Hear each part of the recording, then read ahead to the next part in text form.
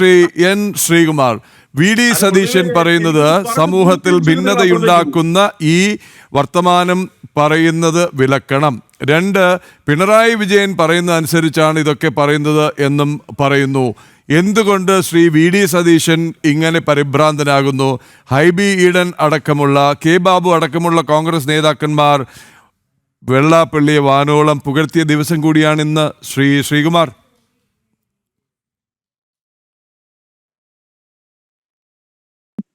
നോക്കൂ മിസ്റ്റർ പ്രദീപ്, നമ്മൾ മനസ്സിലാക്കേണ്ട ഒരു കാര്യം, ഒരു വ്യക്തിക്ക് ഒരു സ്വീകരണം നൽകുമ്പോൾ ആ വേദിയിൽ വ്യക്തിപരമായ അദ്ദേഹത്തെക്കുറിച്ച് പറയുന്നതും അദ്ദേഹം നടത്തുന്ന രാഷ്ട്രീയത്തെ വിമർശിക്കുന്നതും രണ്ടും രണ്ടാണ്.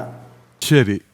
മുഖ്യമന്ത്രി പിണറായി വിജയൻ പങ്കെടുക്കുന്ന വേദിയാണെങ്കിലും ഒരു കോൺഗ്രസ് നേതാവ് അവിടെ എത്തിയാൽ വ്യക്തിപരമായിട്ട് ശ്രീ പിണറായി വിജയന് നല്ല കാര്യം പറയും, രാഷ്ട്രീയം നോക്കാതെ.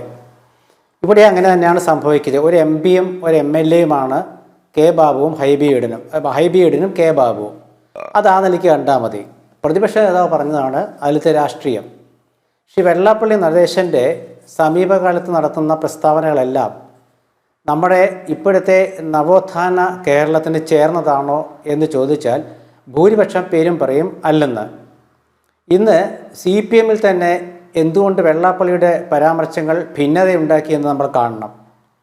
CPM സംസ്ഥാന സെക്രട്ടേറിയറ്റ് വൈകിട്ട് ഇറക്കിയ ഒരു പ്രസ്താവനയിൽ വെള്ളാപ്പള്ളി നടേശൻ എന്ന പേരില്ല. പകരം SNDPക്ക് ഒരു ഉപദേശമാണ്. അങ്ങ് തുടക്കത്തിലുണ്ടായിരുന്നല്ലോ, SNDPക്ക് ഒരു ഉപദേശം നൽകിയിരിക്കുകയാണ്. മതനിരപേക്ഷ നിലപാട് സ്വീകരിച്ച് SNDP മുന്നോട്ട് പോകണം എന്നുള്ള ഉപദേശമാണ്. വളരെ കറക്റ്റ്. ശ്രീകുമാർ സാർ തുടരാം.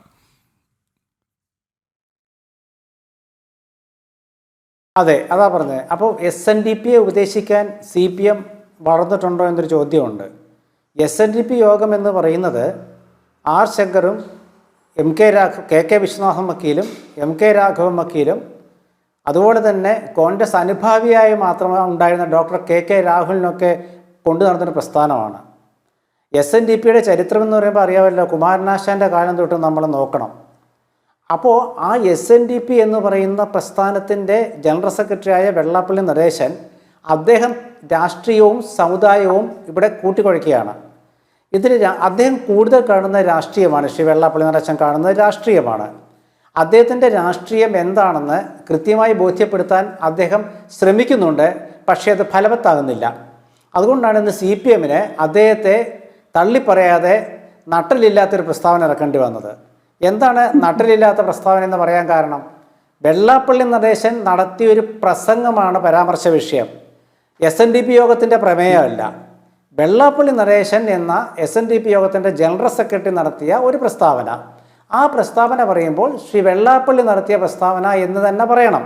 അത് പാർട്ടി പറയാത്തത് ഒരു പക്ഷേ അദ്ദേഹത്തെ ഭയന്നിട്ടാകാം, അല്ലെങ്കിൽ അദ്ദേഹം പ്രതിദാനം ചെയ്യുന്ന സമുദായത്തിൻ്റെ വോട്ടുകൾ ലാക്കാക്കിയായിരിക്കാം.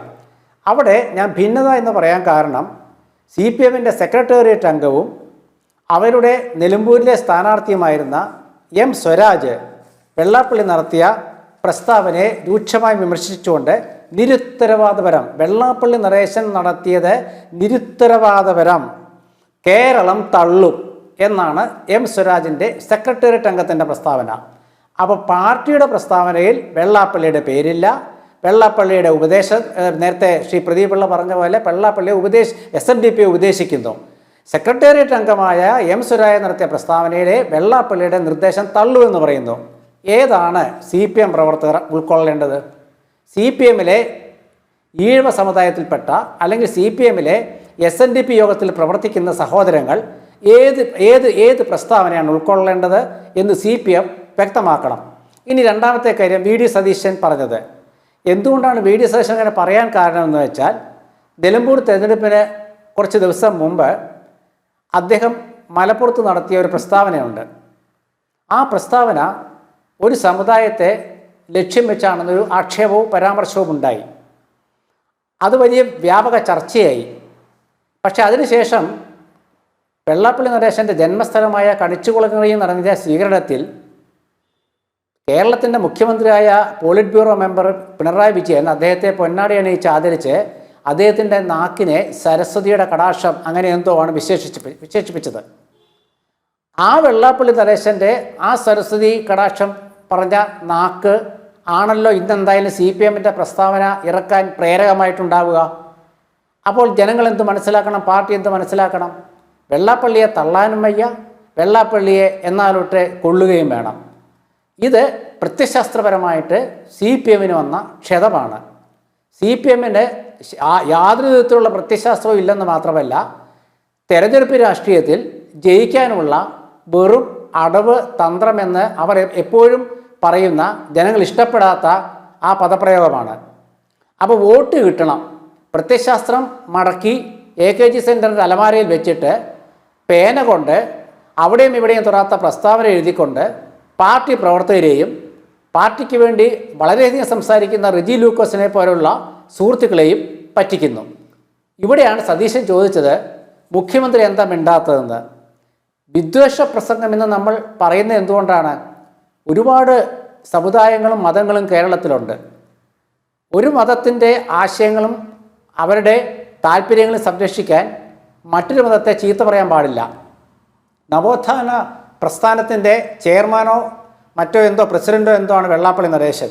അദ്ദേഹം SNDP യോഗത്തിന്റെ ജനറൽ സെക്രട്ടറിയാണ്. ശ്രീനാരായണ ധർമ്മ പരിപാലന യോഗത്തിന്റെ ജനറൽ സെക്രട്ടറിയാണ് വർഷങ്ങളായി.